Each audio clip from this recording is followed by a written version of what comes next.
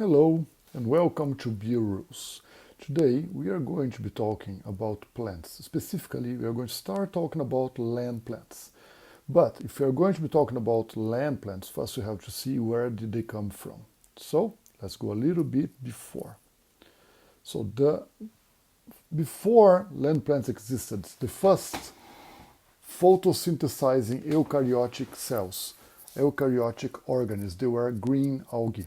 So the green algae gave rise later to the land plants. So green algae, they are usually unicellular, but they can also live in tiny little colonies, or they can even live in a very big bunch of cells living together. But these cells, they look all the same, they don't have a specialization, they are just out there, they do the photosynthesis, and of course, they are extremely dependent on water. They live usually in fresh water or in seawater. So the majority of the land plants, they are over here.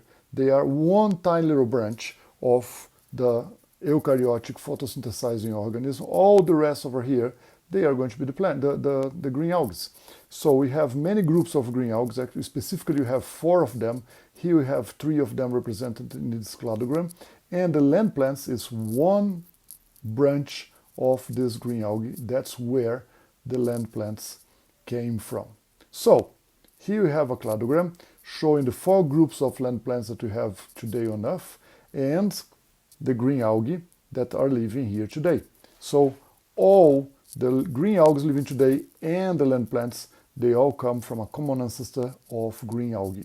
And today we are going to be seeing the first one, the history of the mosses, or also known as bryophytes. So when we take a look on a place like this, there are many different plants, and a few of them are bryophytes. So usually bryophytes, they are small, and they are very dependent on water. So here we are going to be finding them close to this little stream. We may find them on the shade of trees. We may find them on the shade of rocks.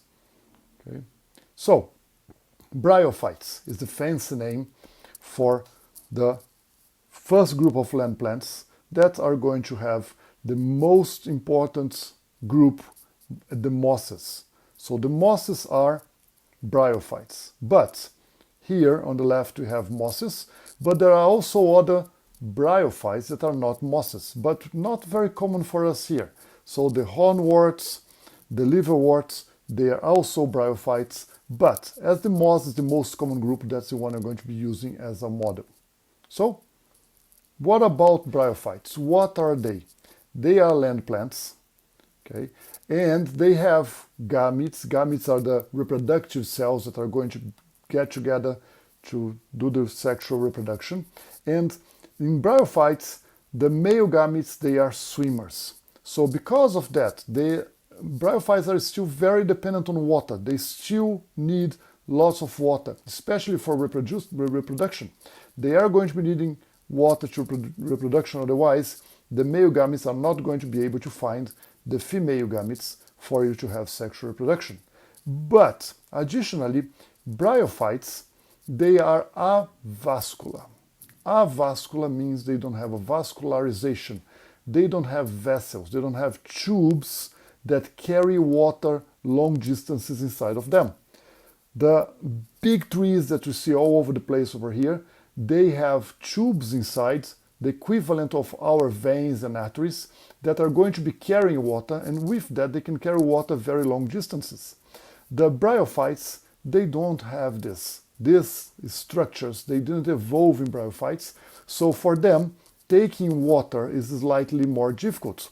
So the water transport, and together with the nutrients that they're going to be getting from the soil and the surroundings, they have to go cell by cell.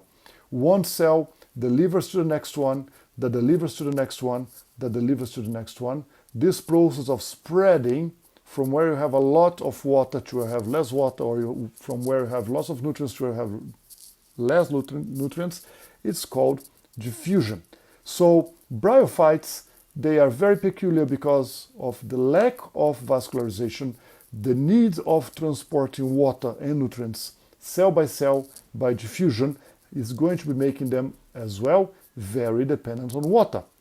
So as a result, these plants usually they cannot grow very tall, because if they live in a place that's not inside of water, the water will have to come usually from the bottom, from a wet place, and then the water will have to go from cell to cell to cell to cell. This process is not very efficient. It takes a while. Water is lost in the way. So if they grow very tall, the further away the parts of them are going to be from the soil, from the water, they are going to be getting dry. So usually they cannot grow very tall. Of course, there are exceptions. Some bryophytes that live in very, very moist place or even inside water, they may grow a little bit bigger.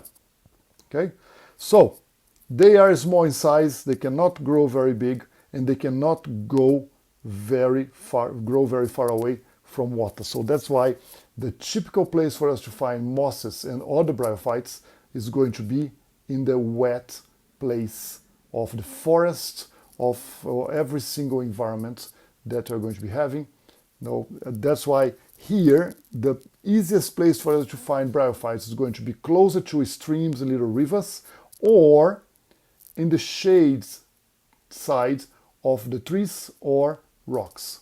That's one way actually that in the southern hemisphere we can find where is south, because the sun usually it's going to be more toward the northern side of the forest. So the south side of the forest here in the southern hemisphere has less sun, so it's going to be wetter, and the mosses usually grow in the southern side of trees, on the southern side of rocks. The opposite happens in the northern hemisphere, where the mosses, they are going to be growing in the northern side of trees and rocks. Okay? So just finalizing here with a picture of a tiny little moss. They look like those fluffy little mattress that we find in the forest, in rocks, in trees. And I hope next time you go around, you can take a good look and you see the mosses all over the place. Tiny little, but they are everywhere. And now a little bit of exercise. If you go into the itempool.com/c/that code down there, or if you use your cell phone to read this QR code, you can enter this exercise, just a few of them, and then we can check it later to see how you've done.